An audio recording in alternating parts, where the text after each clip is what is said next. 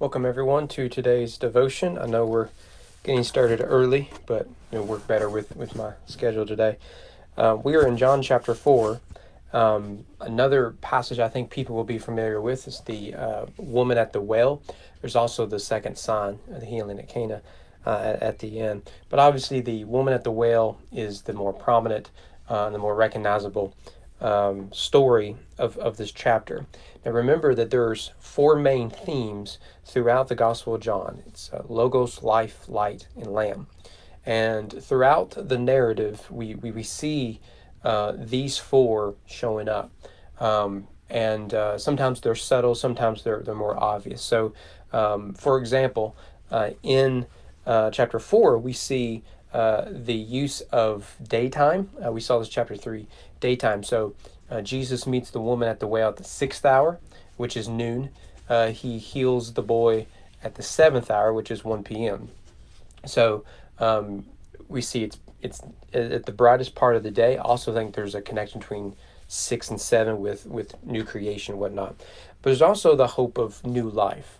So because Jesus is Messiah, Logos, he comes to bring life. So these themes are weaved throughout the narrative and really throughout the rest of the book.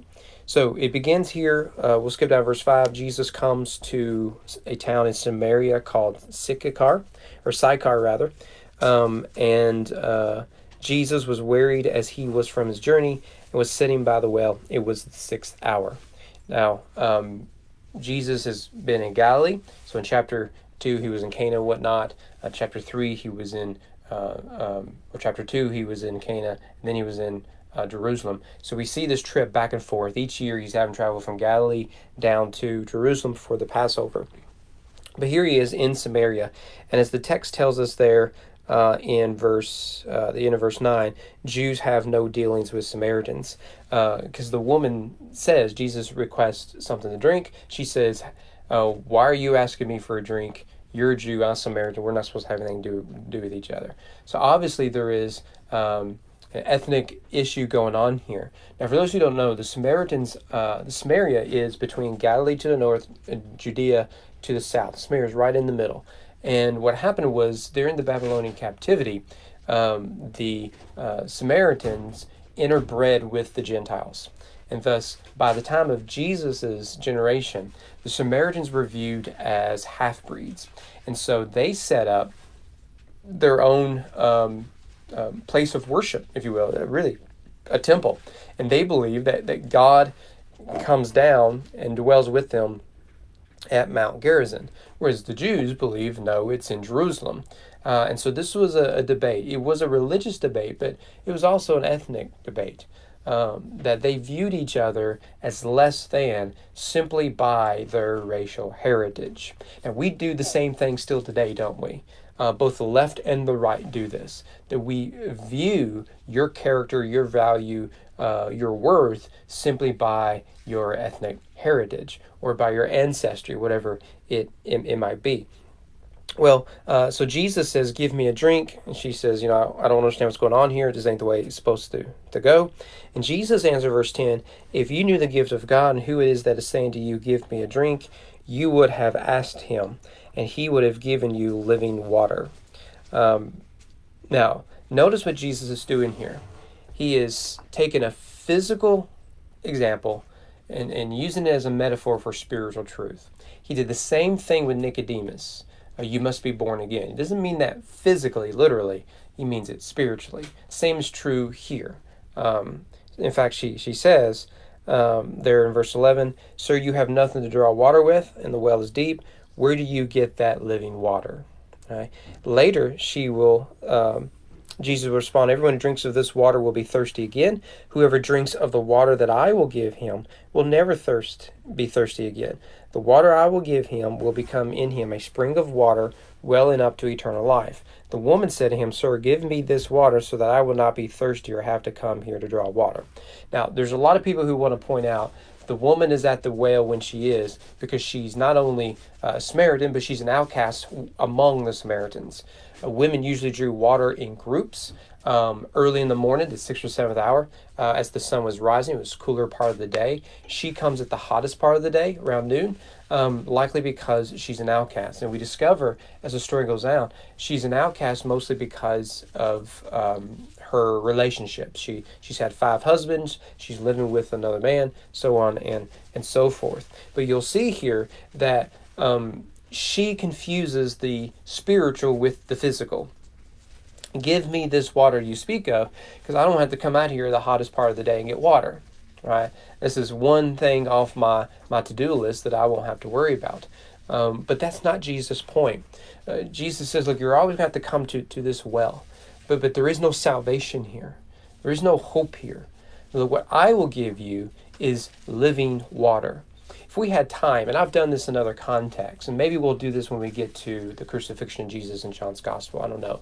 There is a theme of water and thirsting in John's Gospel. It climaxes in the cross. So this is a good example. John the Baptist uses some language that is striking. He mentions it again in John 6. Those who hunger and thirst come after me. But ultimately, it's in John's Gospel where Jesus says, I thirst, right? One of his 7 last sayings. And I think that is the climax of this theme, in that Jesus takes our thirst, our sin, our appetites upon him so that we do not need to thirst. It's essentially what he's doing here. He's saying, look, you are going to give me water that I'm just going to be thirsty again later on. But I want to offer you something far greater. So Jesus is a true and better living well. Her hope was in a well established by her ancestor. Why? Because religion is all about ancestry. Again, that's true on the left and right, secular and traditional religions. But Jesus offers something far better. Give me this living water. Well, Jesus then, to show that he's not talking about the physical but the spiritual, then addresses her sin. Go call your husband, he says. And she says, look, I don't have a husband. Jesus says, yeah, you're right. You've had 5 husbands, and the man you're living with now isn't your husband, right? And immediately she perceives that they're not talking about water. They're talking about spiritual health. So again, notice that we have the theme of light. So Jesus is illuminating, he's exposing her. At the same time, it's in the context of life. He who drinks from the water I give them will have eternal life. And her response at the end of verse 24 is, I know the Messiah is coming, he who is called Christ. When he comes, he will tell us all things. That's the standard. The Messiah will be Logos because he will know all things. He will tell us all things. And what does Jesus say? I who speak to you am he. I'm the Messiah. So within this narrative, we've got life, light, and Logos.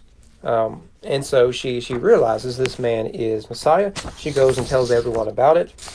Verse 31, meanwhile, the disciples were urging him. So the disciples have been gone. They've been going to the grocery store. They've been stuck in drive-thru.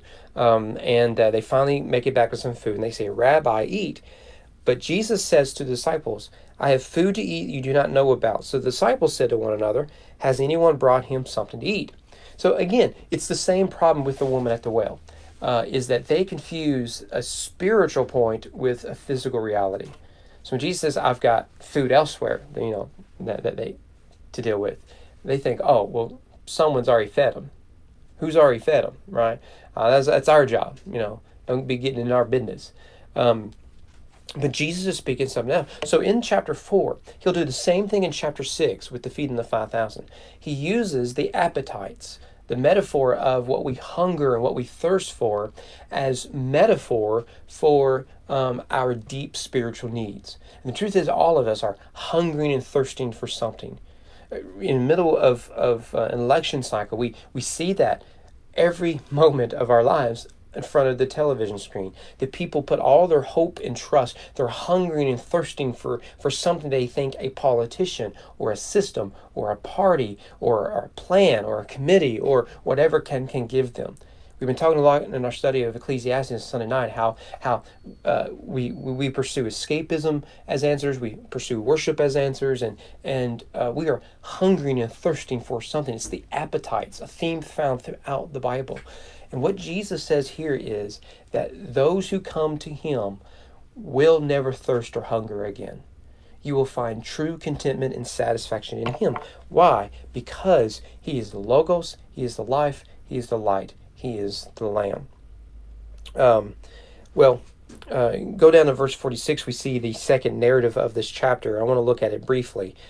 Jesus came again to Cana in Galilee, where he had made water the wine. That hyperlinks to chapter 2. And at Capernaum, there was an official whose son was ill. And it says there at the end of verse 47, come down and heal my son, for he was at the point of death. So remember, chapter 1 sets everything up. Logos, life, light, lamb. So if Jesus is the life, and he's confronted with one who is on the brink of death, the answer is Jesus, who is life, will come and bring life to the boy. So Jesus says, go, your son will live. The man believed that word that Jesus spoke to him and went on his way. So notice, Christ comes to give life.